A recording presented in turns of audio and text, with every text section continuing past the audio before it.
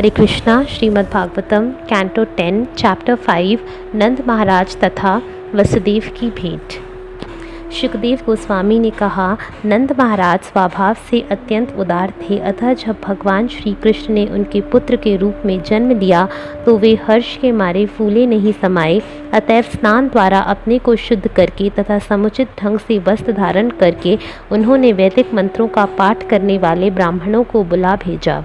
जब ये योग्य ब्राह्मण शुभ वैदिक स्तोत्रों का पाठ कर चुके तो नंद ने अपने नवजात शिशु के जात कर्म को विधिवत संपन्न किए जाने की व्यवस्था की।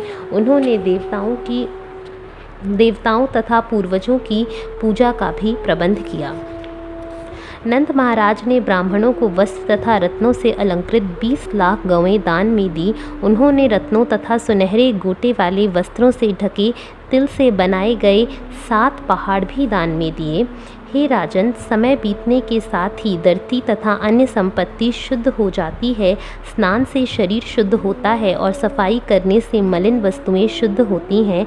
संस्कार अनुष्ठानों से जन्म शुद्ध होता है, तपस्या से इंद्रियां शुद्ध होती हैं तथा पूजा से और ब्राह्मणों को दान देने से भौतिक संपत्ति शुद्ध होती है।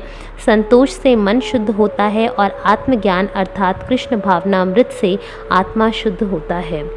ब्राह्मणों से मंगलकारी वैदिक स्त्रोत सुनाए, जिनकी ध्वनि से वातावरण शुद्ध हो गया। प्राचीन इतिहासों या पुराणों को सुनाने वाले, राज परिवारों के इतिहास सुनाने वाले तथा सामान्य वाचकों ने गायन किया, जबकि गवैयों ने भेरी, दुद्भी तथा अनेक प्रकार के वाद्य यंत्रों की संगीत में गाया।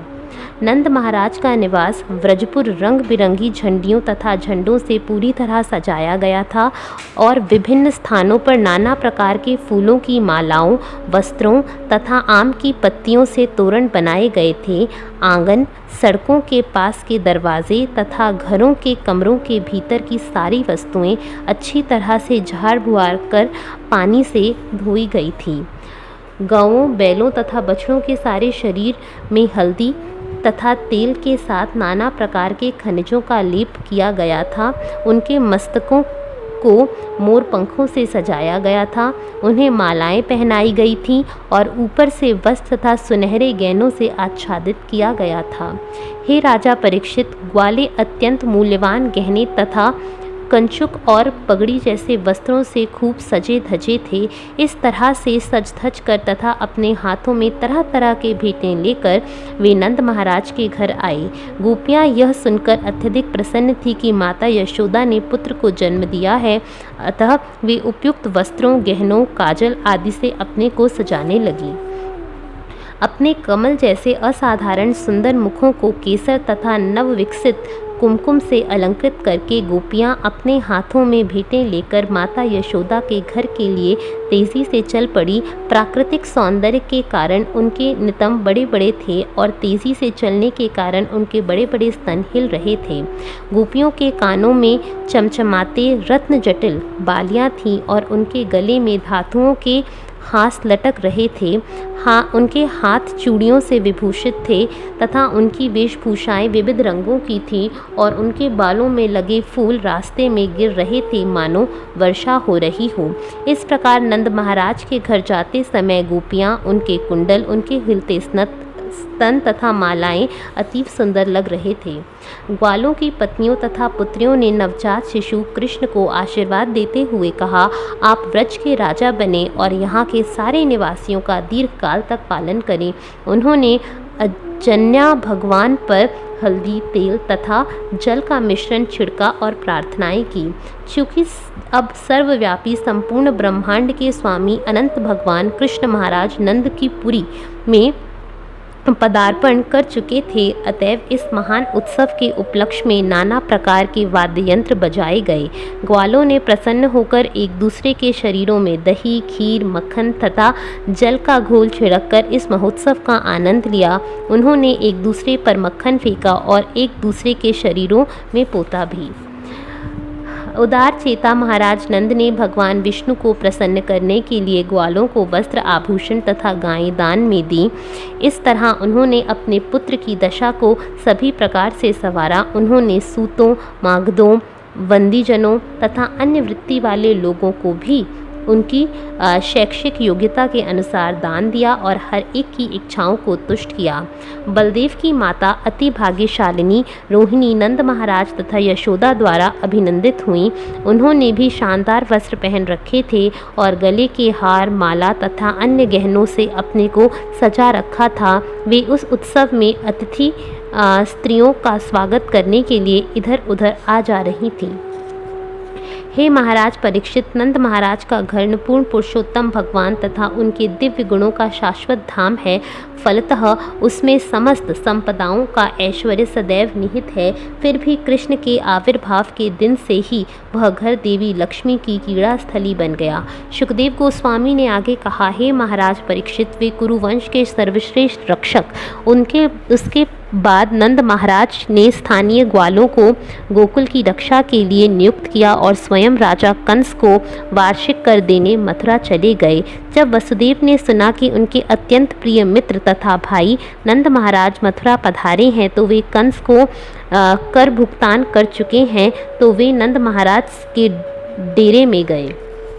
जब नंद महाराज ने सुना कि वसुदेव आए हैं तो वो प्रेम तथा स्नेह से अभिभूत हो उठे और इतने प्रसन्न हुए मानो उन्हें पुनः जीवन पा लिया हो। वसुदेव को अचानक उपस्थित देखकर वे उठ खड़े हुए और अपनी दोनों भुजाओं में लेकर गले लगा लिया। हे महाराज परीक्षित, नंद महाराज द्वारा इस प्रकार आदरपूर्वक सत्कार एवं स्वागत किए जाने पर वसुदेव बड़ी ही शांति से बैठ गए और अपने दोनों पुत्रों के प्रति आगाध प्रेम के कारण उनके विषय में पूछा। मेरे भाई नंद महाराज, इस वृद्धावस्था में भी आपका कोई पुत्र ना था और आप निराश हो चुके थे, अतः अब जबकि आपको पुत्र प्राप्त हुआ है तो यह अत्यधिक सौभाग्य का लक्षण है। यह मेरा सौभाग्य है कि मैं आपके दर्शन कर रहा हूँ। इस अवसर को प्राप्त करके मुझे ऐसा लग रहा है मानो मैं फिर से जन्म लिया हो। इस जगत में उपस्थित रहकर भी मनुष्य के लिए अपने घनिष्ठ मित्रों तथा प्रिय संबंधियों से मिल पाना अत्यंत कठिन होता है। लकड़ी के फट्टे और छड़ियाँ एक साथ रुकने में असमर्थ होने से नदी की लहरों के वेग से बहा लिए जाते हैं, इसी तरह हम अपने मित्रों तथा संबंधियों से घनिष्ठ संबंध रखते हुए भी अपने नाना प्रकार के विगत कर्मों तथा काल की लहरों के कारण एक साथ रहने में असमर्थ होते हैं। हे मित्र नंद महाराज, आप जिस स्थान में रह रहे हैं, क्या वहाँ का जंगल पशुओं गौओं के लिए अनुकूल है? आशा है कि वहाँ रोग या कोई असुविधा नहीं होगी। वह स्थान जल, घास तथा अन्य पौधों से भरा पूरा होगा। आप तथा यशोदा देवी के द्वारा पाले जाने के कारण मेरा पुत्र बलदेव आप दोनों को अपना माता पिता मानता है। माता पिता मानता तो है ना। मैं आपके घर में आपकी असली माता रोहिणी के साथ शांति पूर्वक रह रहा है ना। जब किसी के मित्र तथा संबंधी गण अपने अपने पदों पर ठीक तरह से बने रहते हैं तो वैदिक साहित्य में उल्लिखित उनके धर्म, अर्थ तथा काम लाभप्रद होते हैं। अन्यथा मित्रों तथा संबंधियों के क्लेशग्रस्त होने पर इन तीनों से कोई सुख नहीं मिल पाता। नंद महाराज ने कहा, हाय राजा कंस ने देवकी से उत्पन्न तुम्हारे अनेक बालकों को मार डाला और तुम्हारा संतानों में सबसे छोटी एक कन्या स्वर्गलोक को चली गई। प्रत्येक व्यक्ति निश्चय ही प्रारब्ध द्वारा नियंत्रित होता है, क्योंकि उसी से मनुष्य के सकाम कर्मों के फल निर्धारित होते हैं। दूसरे शब्दों में अदृष्ट प्रारब्ध के कारण ही मनुष्य को पुत्र या पुत्री प्राप्त होती है, और जब पुत्र या पुत्री नहीं रहते तो वह भी अदृष्ट प्रारब्ध के ही कारण होता है। प्रारब्ध ही हर एक का अंतिम नियंत्रक है। जो इसे जानता है वह कभी मोहग्रस्त नहीं होता। वसुदेव ने नंद महाराज से कहा, मेरे भाई, अब तो आपने कंस को वार्षिक कर चुका दिया है और मुझसे भी भेंट कर ली है, अतः इस स्थान पर अधिक दिन मत रुको। गोकुल लौट जाना बेहतर है, क्योंकि मैं जानता हूँ कि वहाँ कुछ उपद्रव हो सकते हैं। शुकदेव गोस्वामी ने कहा, जब वसुदेव ने नंद महाराज को इस प्रकार सलाह दी तो नंद महाराज तथा उनके संगी ग्वालों ने वसुदेव से अनुमति ली। अपनी अपनी गाड़ियों में बैल जोते और सवार होकर गोकुल के लिए प्रस्थान कर गए। हरे कृष्णा।